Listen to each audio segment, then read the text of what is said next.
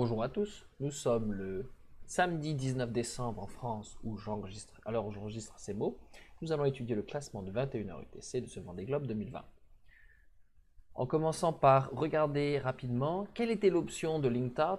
En fait, nous l'avons étudié un petit peu hier et je pense, en croisant les informations que j'ai pu voir sur internet et quelques anciens routages que j'ai fait hier et avant-hier en fait, que j'ai encore, que j'ai manqué hier la plage, l'option parce que j'ai trop zoomé, mais on regardera un petit peu, je pense que c'était intéressant.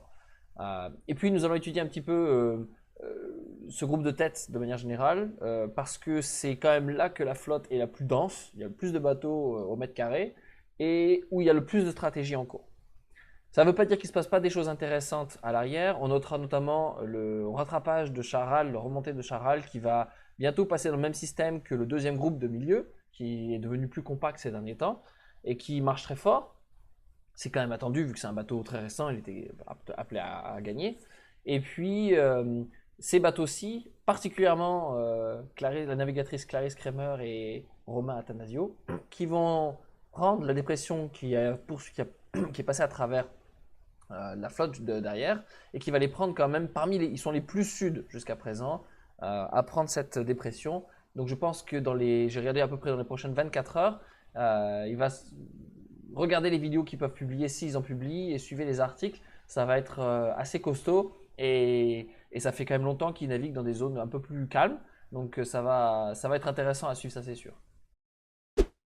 Donc LinkedIn avait pris une option nord, il était remonté vraiment par rapport à ses concurrents plus au nord. Il s'est recalé maintenant vers le sud parce que l'option qu'il est cherché à prendre ne va pas marcher. Par contre, j'ai essayé vraiment de creuser et de comprendre quelle était l'option et qu'est-ce qui était vraiment prévu. Donc ça c'est mon routage d'hier qui est fait sur une zone, une plage de données géographique et dans le temps assez court malheureusement. Mais hier, donc, nous avions dit que LinkedIn était trop au nord ici, et puis notre route calculée descendait vers le sud, donc ne partait pas vers le nord. Quelle était cette option vers le nord que je ne comprenais pas vraiment? À part qu'elle était calée un peu au nord pour prendre cette petite zone ici, ça faisait pas énormément de sens et j'étais pas très satisfait de mon explication. Et en fait, si l'on regarde un petit peu plus, on va le voir, il y a une option, la dépression qui était prévue de prendre, c'est celle qui vient du nord ici. Et il fallait prendre quand même quelques jours, accepter de perdre énormément de temps quand même ici. Hein, on se retrouve quand même très à l'est. Et par contre, il fallait se situer peut-être un peu plus à l'est que ce qui était prévu déjà hier, c'est-à-dire déjà être par ici par rapport à cette dépression-là. Et on voit que cette dépression-là aurait pris depuis le nord en poussant légèrement vers l'ouest, donc il faut être très très très en avance parce que sinon on se retrouve avec des vents contraires, basculer vers le sud et se faire pousser par cette dépression. Malheureusement, je n'ai pas fait une prévision assez longue, donc on ne voit pas vraiment qu'est-ce qui serait passé, mais à partir du moment où on est dans cette zone-là, peut-être un petit peu plus en avance que ce qui était linked out hier à 22 heures, on aurait pu se faire pousser par cette dépression.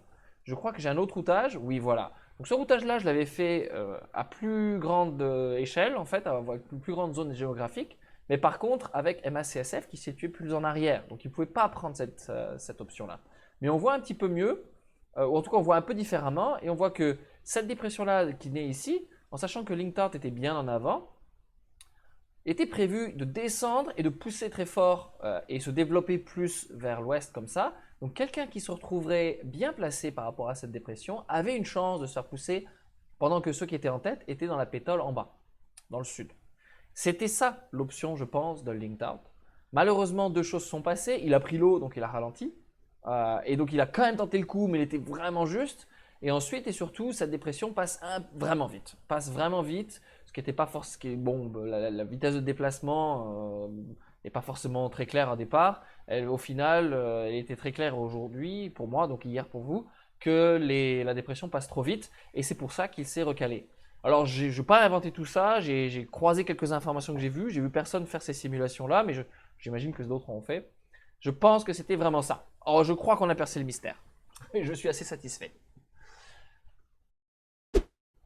Du côté des routages de la tête, j'ai placé ici Maître Coq et ici Apivia, donc pardon, Linked Out. Apivia est un peu en arrière de Maître Coq, mais si je le route, comme ils sont assez proches, les routes vont se coller, donc il n'y a pas beaucoup d'intérêt. J'ai les mêmes modèles météo et les mêmes polaires pour les deux bateaux, vu qu'ils sont tous les deux assez modernes. Donc c'est pas très intéressant, même si Même si ça ne veut pas dire que les skippers ne peuvent pas se dépasser. Ça dépend de comment ils naviguent, quels sont quand est-ce qu'ils prennent des siestes, etc. Ça, c'est la capacité du marin et puis des petites différences quand même qui existent entre les bateaux que je ne peux pas modéliser. Par contre, on voit que bien, a priori, le modèle indique que l'INCTAD va se recaler sur les autres au niveau des routes, beaucoup plus proche et descendre dans le sud, ce qu'il a déjà commencé à faire. En termes de distance, il a perdu pas mal de temps, donc il est quand même quelques heures en arrière, mais c'est pas catastrophique et on va voir qu'il reste dans le paquet, entre autres parce que s'ils vont prendre un bon flux dans les prochains jours qui viennent, il restera quand même en bordure de dépression, donc assez variable. Assez vite, tout le monde va se trouver avec une bonne pétole, en tout cas des vents très instables et assez faibles. Une des choses qu'il faut regarder, c'est que même si mes routes de LinkedIn ici passent au nord, là, et puis il y a une petite différence avec Maître Coq, ce qu'on voit dans les isochrones, c'est qu'il n'y a quand même pas une énorme différence entre prendre une option un peu au nord et un peu au sud. Les isochrones sont quand même relativement verticaux ici, donc ici, grosso modo, c'est la zone dans laquelle il faut placer son bateau.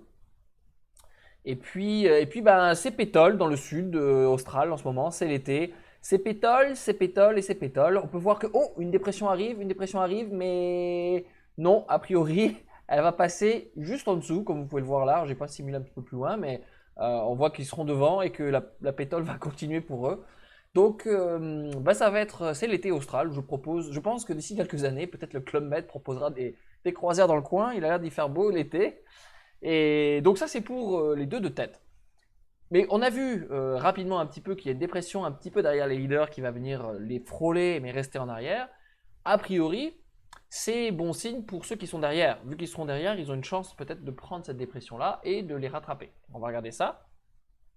Une des choses qui est intéressante dans ce groupe de bateaux, qui est somme toute assez proche en fait encore en termes de distance par rapport à la route optimale, ils sont à 20 000 ou 10 000 l'un de l'autre projetés sur la route optimale. Il y a à nouveau une énorme séparation au niveau de latitude, avec le Cam le plus au nord encore et Omia qui prend complètement une position vers le sud à fond pour profiter un petit peu plus de vent ici. Je me suis demandé, bon, pourquoi autant de différences et est-ce que ça vient d'une lecture très différente de la météo? En fait, donc j'ai fait mon routage ici, j'ai laissé les isochrones et la route de Maître Coq pour essayer de visualiser un petit peu les écarts, mais je vous laisse la route ici de LinkedIn, mais on va pas regarder trop, j'ai enlevé les isochrones pour que ce soit un peu plus clair. Donc nous avons Yes Wickham le plus au nord et Omia le plus au sud, avec les autres bateaux un peu entre tout le monde, entre les deux. Et en fait, si on regarde, il y a quand même si on regarde les deux isochrones dans les heures qui viennent, ils sont très très très verticaux. Et ce que ça veut dire, c'est que vous pouvez placer votre bateau n'importe où, entre ici aussi au nord et ici aussi au sud, et vous aurez à peu près la même destination, la même position est, qui est quand même le but, tout le monde va vers l'est. Et donc, pour les prochaines heures, le tunnel dans lequel les bateaux peuvent se placer est immense, et en fait, c'est là que les bateaux sont placés. Ils sont tous placés à un endroit un peu différent dans le tunnel. Bon, j'ai une théorie, mais je pense qu'une des raisons pour lesquelles les skippers tentent de se séparer un petit peu comme ça, et on voit que dans le jour et demi qui vient, le tunnel est encore assez grand quand même. A priori, c'est que, on l'a vu lorsqu'ils descendaient de la zone d'exclusion ici, ils ont frôlé la zone d'exclusion ici, ils naviguaient à vue. Naviguer à vue, ça veut dire avoir les mêmes conditions météo, et donc les seules chances de doubler, c'est que l'autre prend sa sieste pendant qu'il y a un peu de vent.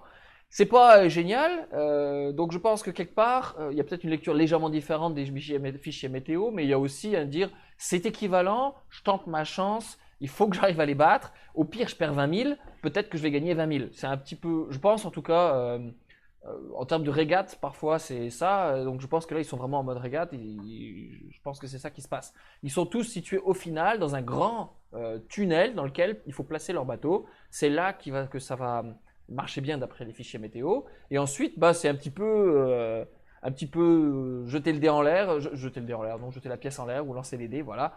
Et, et tant qu'on est dans ce tunnel-là, a priori, on va pas se faire larguer.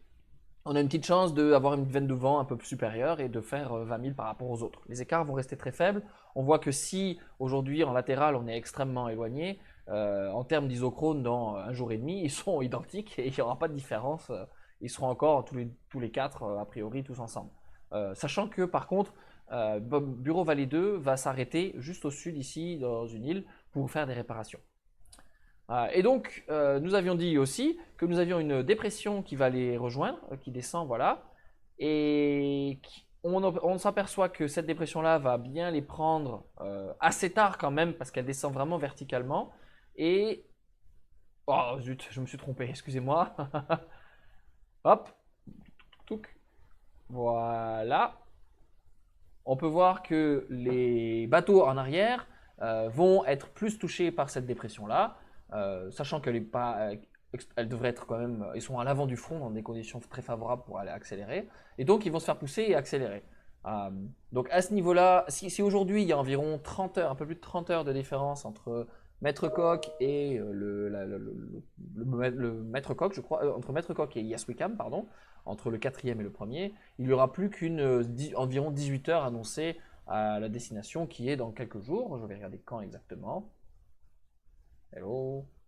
Voilà, le 25 décembre. Pour Noël, le jour de Noël, le jour de Noël, nous aurons donc des écarts qui sont prévus à environ 18 heures. Donc en tout cas, une réduction d'environ de moitié ou un petit peu moins, peut-être de 40% selon le modèle. Alors ça reste quand même pas très précis parce que les conditions météo, surtout pour les leaders, vont être très changeantes et que je m'attends à ce que les modèles météo soient assez peu précis et que peut-être qu'ils vont trouver plus de vent, peut-être moins.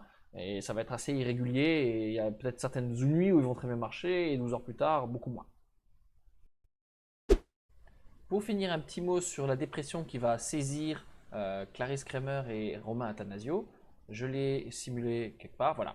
Vite fait, j'ai fait un petit routage optimal, donc sans faire attention à la météo, sans limitation à la météo. Et on voit que sur la route la plus courte, il y a cette dépression ici qui ne paraît pas extrêmement forte à première vue, qui a des vents établis à 30 nœuds, mais dont les rafales sont vraiment importantes, à presque 50 nœuds.